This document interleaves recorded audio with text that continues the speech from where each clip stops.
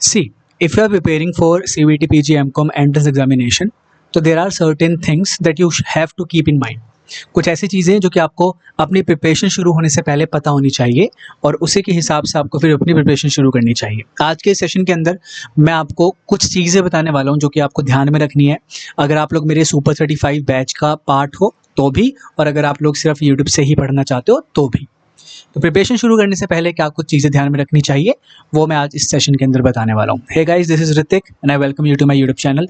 यहाँ पर आपको CUET, PG, commerce and economics का स्टफ मिलता है और UGC NET commerce and management का भी स्टफ मिलता है। आने वाले समय में PhD and assistant professor related stuff भी आने लगेगा, plus commerce, management, finance related information यहाँ पर मैं डालता रहता हूँ। तो मेक श्योर करना कि इस चैनल को आप लोग सब्सक्राइब करो।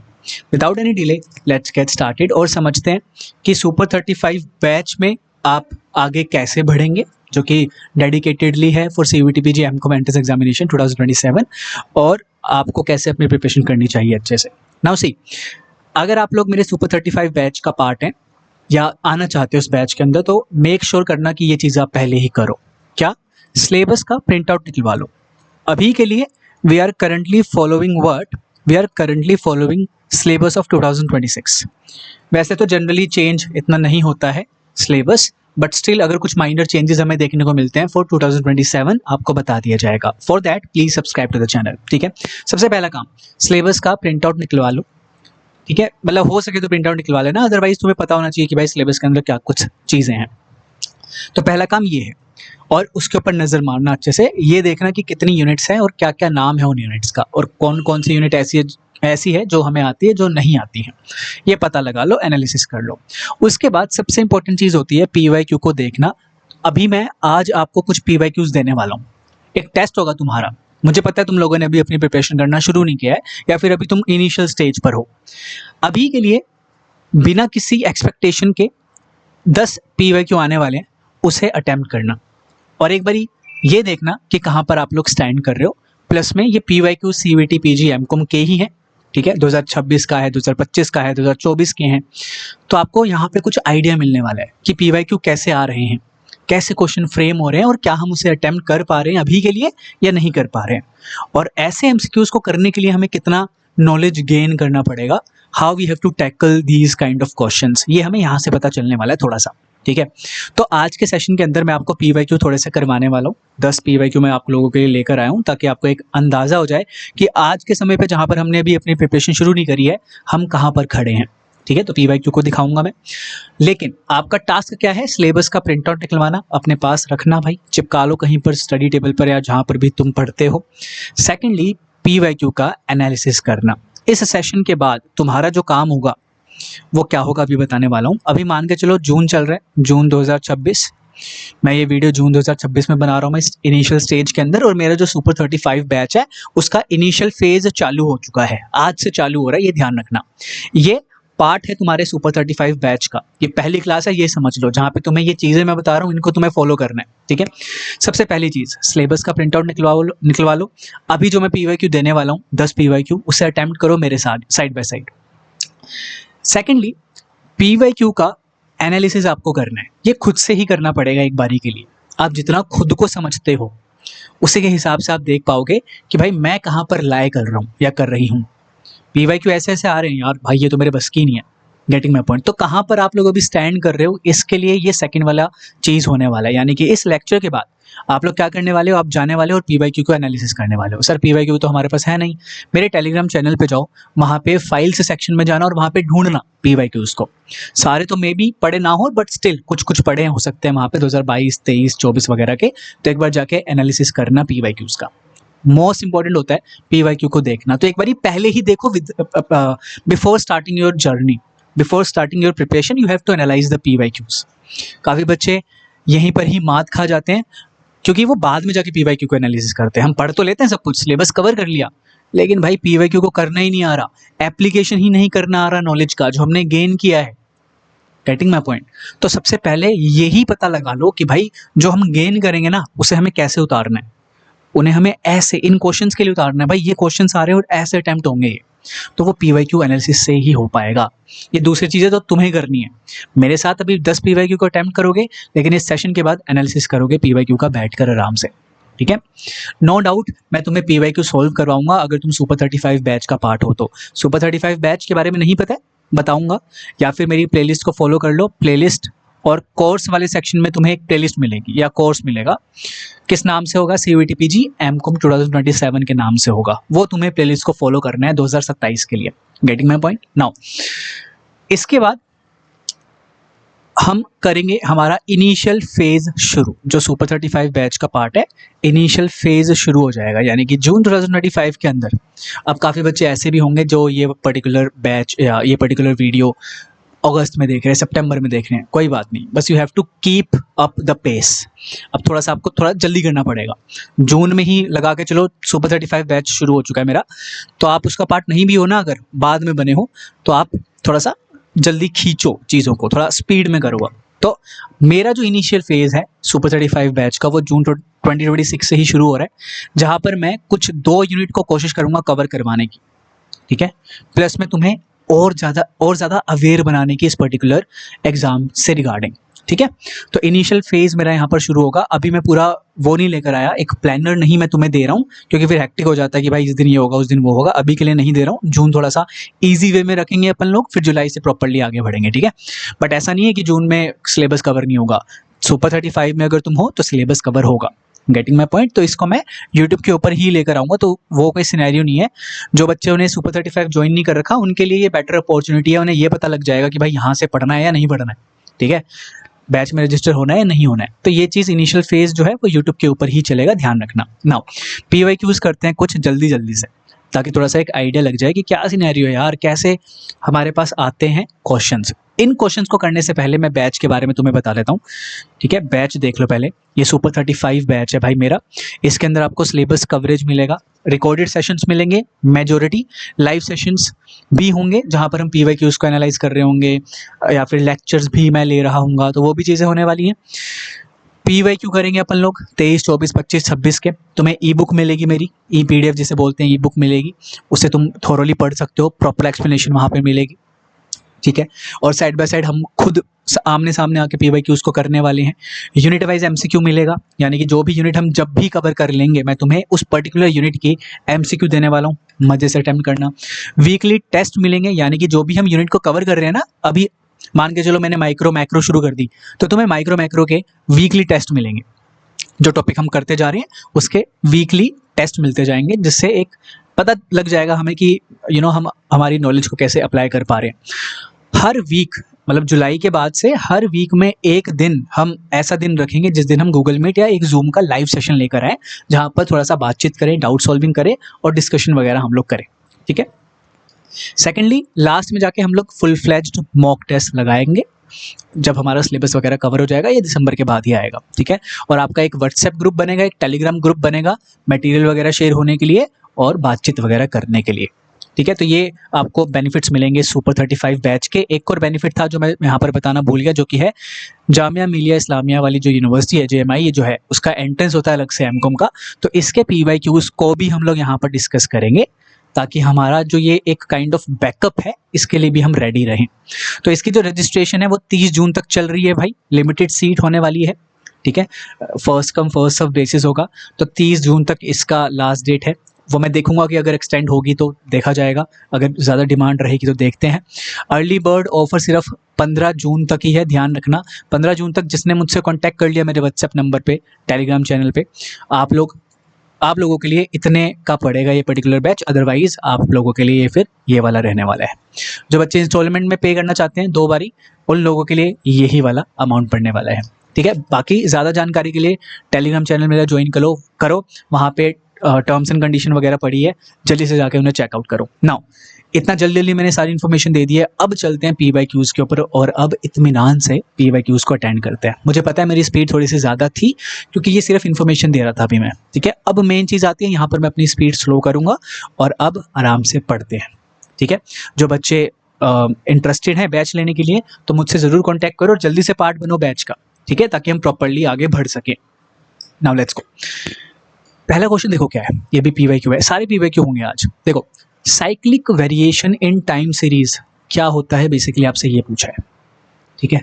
अब ये जो हमारा क्वेश्चन है ना, ये एक यूनिट है जिसका नाम है अप्लाइड एंड बिजनेस स्टैटिस्टिक्स। इस यूनिट से ये बिलोंग करता है।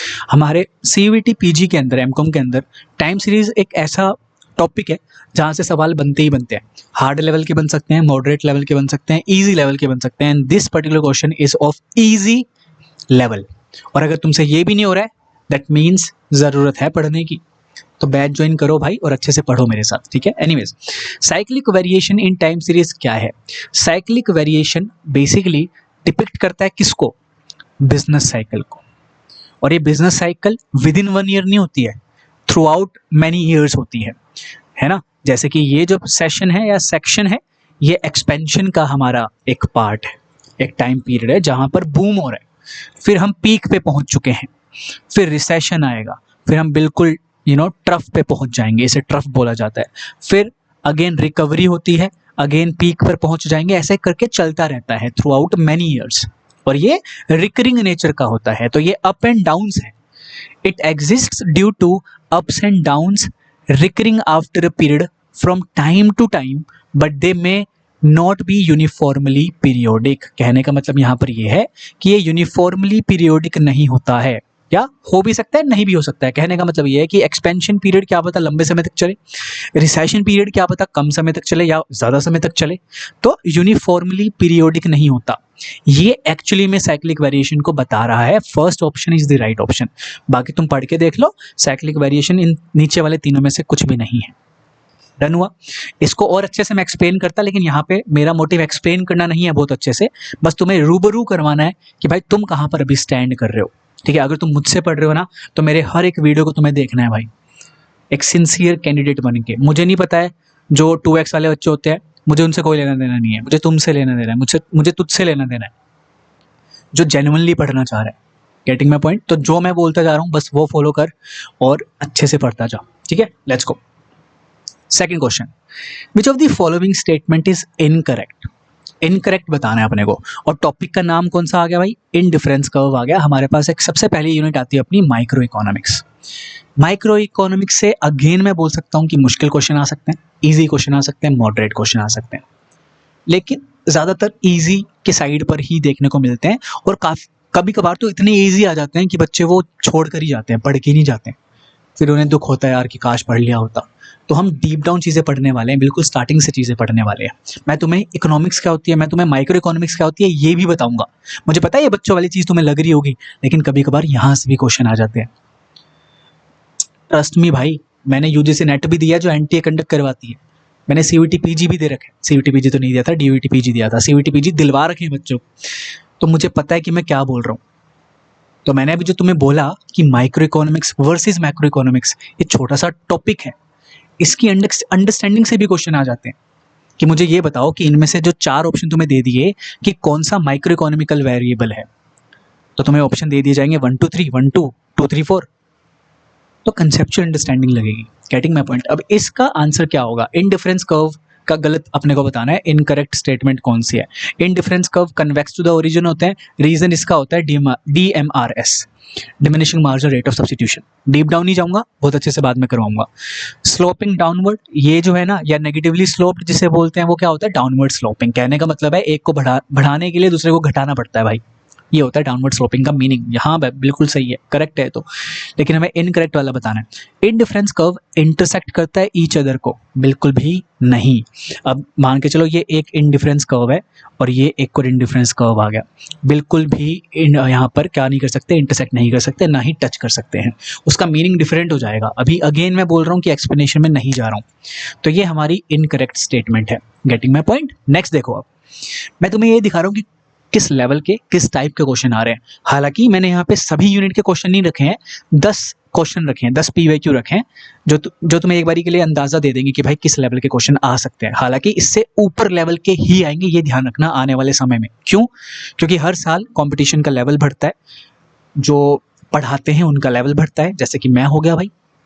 Getting my point? बच्चों का भी लेवल बढ़ता है। काफ़ी बार सेकेंड टाइम भी अटेम्प्ट देने आते हैं बच्चे, जिनका नहीं हो पाता है पिछली बार, तो वो और अच्छे से बनकर आते हैं, तो कंपटीशन हाई होता है। दैट इज द रीजन मैं तुम्हें बोलता हूँ कि तुम अच्छे से पढ़ो, कंसेप्चुअल अंडरस्टैंडिंग लो, ठीक है। आ जाओ, एज पर दी स्केलर चेन, स्केलर प्रिंसिपल क्या बोलते हैं हमें? स्केलर प्रिंसिपल बोलता है एक प्रॉपर रिलेशनशिप होना चाहिए, एक प्रॉपर चेन ऑफ कमांड होनी चाहिए टॉप टू बॉटम, ठीक है। Which term is use for the relationship in which superior exercises direct supervision over a subordinate. क्या आंसर हो सकता है यहाँ पे? देखो, स्टाफ रिलेशनशिप क्या होती है? स्टाफ रिलेशनशिप एक ऐसी रिलेशनशिप है जहाँ पर सुपीरियर वाला जो बंदा है वो क्या करता है, सिर्फ एडवाइस करता है, या जो स्टाफ वाले बंदे होते हैं वो सिर्फ एडवाइस दे सकते हैं, कुछ इन्फ्लुएंस नहीं कर सकते एज सच। तो ये नहीं होगा, ये कोई रिलेशन वहाँ पर एज सच डिपिक्ट नहीं करता। सुपीरियर यहाँ पे डायरेक्ट सुपरविजन रख सकता है, डायरेक्ट कर सकता है ना, इन्फ्लुएंस कर सकता है सबऑर्डिनेट को, वो होता है लाइन अथॉरिटी। यहाँ पे सुपीरियर के पास एक राइट होता है, ठीक है, जो जिससे क्या करता है, डायरेक्ट करता है सामने वाले सबऑर्डिनेट को। तो ये एक रिलेशनशिप दर्शाता है। तो दिस इज अ टर्म जो कि एक रिलेशनशिप को दिखा रहा होगा, डिपिक्ट कर रहा होगा, है ना।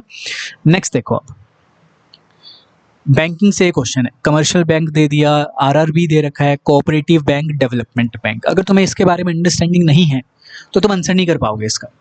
अगर बेसिक अंडरस्टैंडिंग है तो बिना पढ़े भी आंसर कर सकते हो। कमर्शियल बैंक, कमर्शियल बेसिकली क्या होता है? बैंक एक कमर्शियल बैंक कब बनता है? जब वो लोगों में डील करेगा और उसका मोटिव प्रॉफिट कमाना ही है ना। इसको अगर आप बैंकिंग अच्छे से पढ़ोगे ना, या आपने अपने बीकॉम के अंदर पढ़ रखा होगा बैंकिंग वगैरह वाला टॉपिक या सब्जेक्ट, तो कमर्शियल बैंक की सूची बनाई हुई है, या फिर बोल लो कि बैंकों की सूची बनाई हुई है आरबीआई के अंदर। आरबीआई एक्ट 2000 कह रहा हूँ 1934 के अंदर ना, इसके तहत शेड्यूल के अंदर, सेकंड शेड्यूल होता है शायद, जो भी शेड्यूल है, शेड्यूल का नंबर भूल गया मैं, शेड्यूल के अंदर लिस्ट कर रखे होते हैं शेड्यूल्ड बैंक्स और अनशेड्यूल्ड बैंक्स, ठीक है। जो उस शेड्यूल के अंदर लिस्टेड बैंक्स हैं उन्हें शेड्यूल्ड बैंक बोला जाता है, उन शेड्यूल्ड के अंदर जो लिस्टेड नहीं है उन्हें नॉन शेड्यूल्ड बैंक बोला जाता है। तो वो कमर्शियल बैंकों का ही पार्ट होता है बेसिकली। तो ये हमारा हो जाएगा classified into schedule and non scheduled banks. RRB 1975 में बना, ठीक है। अभी तो और डीप डाउन नहीं जा रहा मैं तुम्हें ये भी बताता कि किसके रिकमेंडेशन से बना था, है ना, कौन सी कमेटी थी, उतना डीप डाउन नहीं जा रहा अभी। आरआरबी 1975 क्या है ये? Established by the central government in a state और UT with defined local limits, ये आरआरबी है। कोऑपरेटिव बैंक यानी कि खुद के जो मेंबर्स हैं ना उनके देखभाल के लिए बना हुआ है। तो ये ऑटोनोमस एसोसिएशन ऑफ पर्संस है, united voluntarily to meet their economy, social and cultural needs. Development bank किस लिए बनते हैं भाई? डेवलपमेंट करने के लिए, जैसे कि आईएफसी हो गया जो हमारा फर्स्ट डेवलपमेंट बैंक था, आईडीबीआई हो गया, सिडबी हो गया, ठीक है। नाबार्ड भी बोल सकते हैं एक तरीके का डेवलपमेंट बैंक है। तो ये स्पेशलाइज्ड वाले फाइनेंशियल इंस्टीट्यूशंस होते हैं जो कि लॉन्ग टर्म लैंडिंग करते हैं, बेसिकली पैसा प्रोवाइड करवाते हैं। तो आंसर आप देख पाओगे। फिर एक क्वेश्चन देखो, क्वांटिटेटिव इकोनॉमिक्स से आया है, ये रिसेंट वाला है 2026 वाला। क्या बोल रहे हैं? Maximax principle is the most optimistic non probabilistic criteria. देखो, अगर एक्सप्लेनेशन देना चाहूँ मैं तो तुम्हें यहाँ पे बहुत अच्छी एक्सप्लेनेशन देख सकता हूँ कि भाई मैक्सीमैक्स कहाँ लगता है, मतलब ये जो क्राइटेरिया है ना तुम्हारे, मैक्सीमैक्स, मिनीमैक्स वगैरह वगैरह, ये कहाँ पर लगते हैं, मैं तुम्हें दे सकता हूँ एक्सप्लेनेशन। लेकिन अभी मोटिव वो नहीं है, अभी तुम खुद देखो अटेम्प्ट करके क्वेश्चन कि क्या तुम कर पा रहे हो, क्या तुम्हें ये भी पता है कि मैक्सीमैक्स क्या होता है, मीनिंग क्या है इसका, और यहाँ पे ये नॉन प्रोबेबिलिस्टिक का मीनिंग क्या है ना। तो क्या पता तुम्हें नहीं पता लग रहा हो, अगर तुमने अभी प्रिपरेशन अभी शुरू नहीं करी है तो तुम इसका आंसर नहीं कर पा रहे होगे। तो you are now aware of your standing. मेरा काम आज का ये है तुम्हें अवेयर करवाना कि तुम कहाँ पर खड़े हो, अवेयर करवाना कि ये देखो बेटा कैसे PYQs आ रहे हैं, है ना। इजी। अब दो चीज़ें समझ लो, थोड़ा कंसेप्ट समझा ही देता हूँ क्योंकि मेरे अंदर चुल रहती है भाई कंसेप्ट समझाने की। तो देखो, इस टॉपिक का नाम है डिसीजन मेकिंग। डिसीजन मेकिंग होती है under two things, under risk, under uncertainty. देखो, अंडर रिस्क क्या होता है, यहां पे तुम्हें पॉसिबल आउटकम्स पता रहते हैं, पॉसिबल आउटकम पता है और उसको हम असाइन कर सकते हैं प्रोबेबिलिटीज, ठीक है, असाइन कर सकते हैं प्रोबेबिलिटीज और अपना सबसे बढ़िया वाला अल्टरनेटिव को चूज कर सकते हैं। डिसीजन मेकिंग का मतलब होता है अल्टरनेटिव को चूज करना, बढ़िया वाले अल्टरनेटिव को चूज करना with in the given information. तो अंडर रिस्क ये रहता है कि हम लोग पॉसिबल आउटकम्स का तो हमें पता है कि भाई ये हो सकता है, अगर डिमांड हाई रही तो मेरी 100 करोड़ की बिक्री हो सकती है, मीडियम रही तो 80 करोड़ की हो सकती है, लो रही तो 50 करोड़ की हो सकती है। Getting my point? तो हमें पॉसिबल आउटकम्स पता है और उसको हमने असाइन कर दिया probabilities, and now we can answer the ये वाला क्वेश्चन कि कौन सा अल्टरनेटिव को अपन लोग चूज करें। तो अंडर रिस्क होता है ये। कौन से मेथड हम यहाँ पर यूज कर सकते हैं? अलग अलग मेथड है यार। डिसीजन ट्री वाला मेथड यहाँ पे यूज हो सकता है, यहाँ पे EMV वाला मेथड यूज हो सकता है, एक्सपेक्टेड मॉनेटरी वैल्यू। यहाँ पे एक्सपेक्टेड लॉस वाला भी कंसेप्ट यूज हो सकता है या मेथड यूज हो सकता है। यहाँ पे बेजियन एनालिसिस भी यूज हो सकता है। ठीक है, ये मेथड्स हैं। लेकिन जो अंडर अनसर्टेनिटी है ना, अंडर अनसर्टेनिटी के अंदर पॉसिबल आउटकम्स के बारे में पता तो लग जाता है, लेकिन हमें यहाँ पे प्रोबेबिलिटी नहीं पता रखती। हम यहाँ पे प्रोबेबिलिटी नहीं दे पाते हैं किसी पर्टिकुलर चीज को, अल्टरनेटिव को। तो यहाँ पे प्रोबेबिलिटी नहीं होती है बच्चों।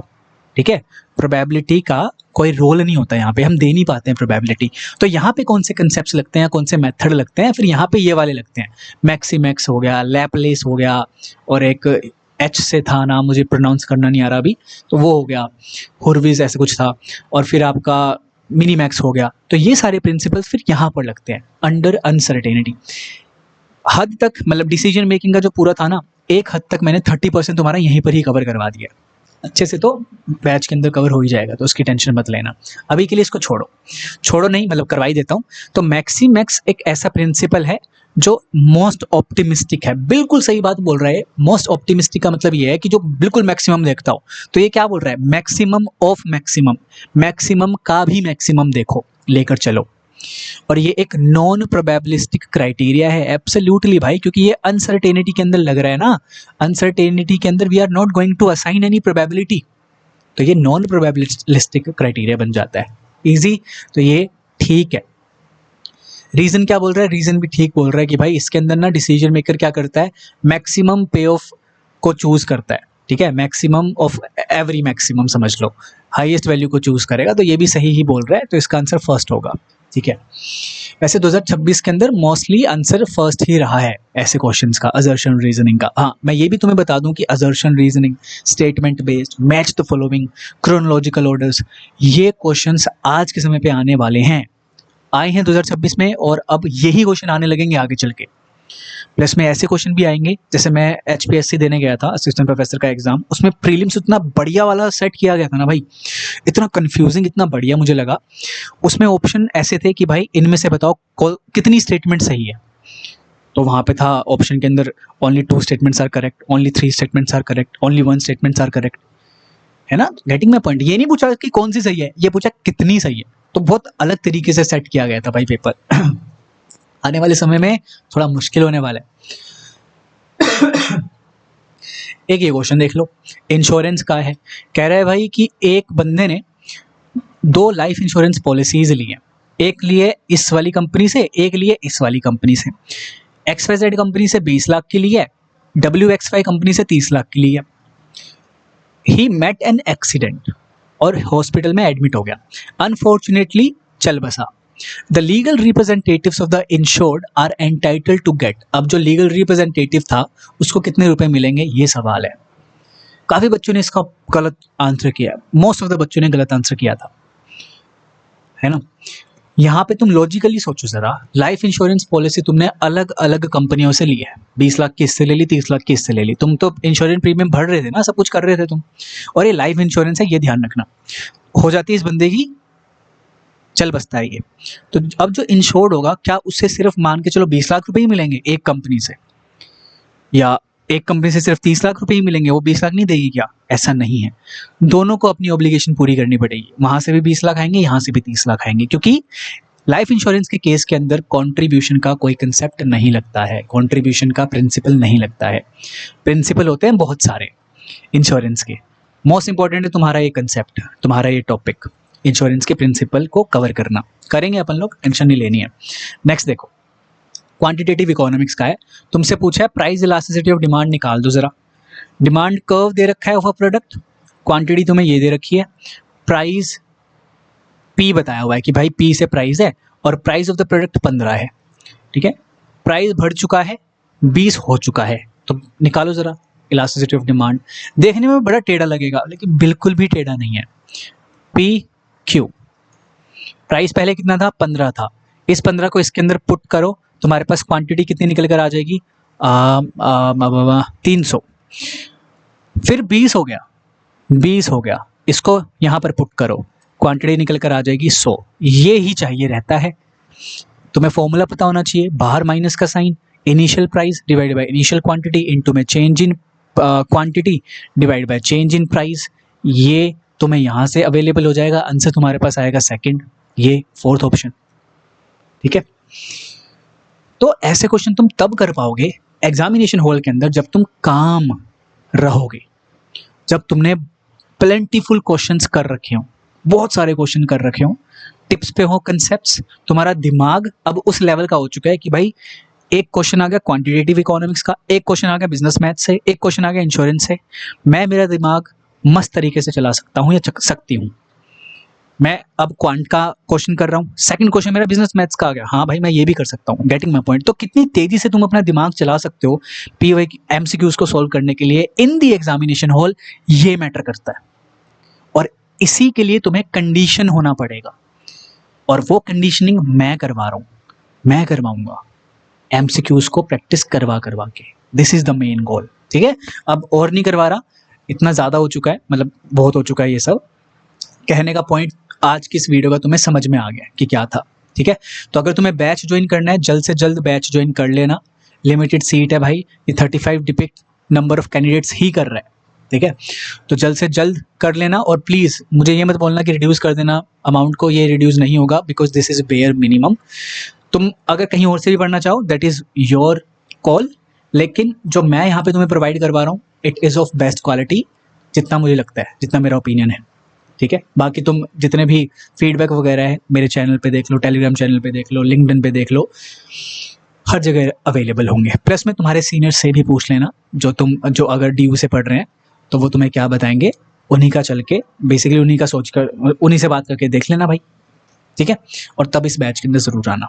चलो, I am waiting for you, और आई होप सो कि आप लोग अच्छे से पढ़ोगे, जो तुम्हें मैंने बोला है वो तुम करोगे। क्या बोला है, सिलेबस को उतार लो जल्दी से, ठीक है, प्रिंट आउट निकलवा लो, PYQ को एनालाइज करना शुरू कर दो, एक बारी के लिए 3-4 दिन के अंदर एनालाइज कर दो अच्छे से, अपना स्ट्रॉन्ग एरिया अपना वीक एरिया एक बारी के लिए देख लो, और उसके बाद मेरे साथ आ जाओ। इनिशियल फेज़ तुम्हारा शुरू होता है, जिसके अंदर जून के अंदर हम लोग 1-2 यूनिट को कवर करने की ट्राई करेंगे। ठीक है, all the very best and join the batch. ठीक है, चलो मिलते हैं नेक्स्ट सेशन के अंदर। I hope so you people will do well. चलो, thank you so much for joining.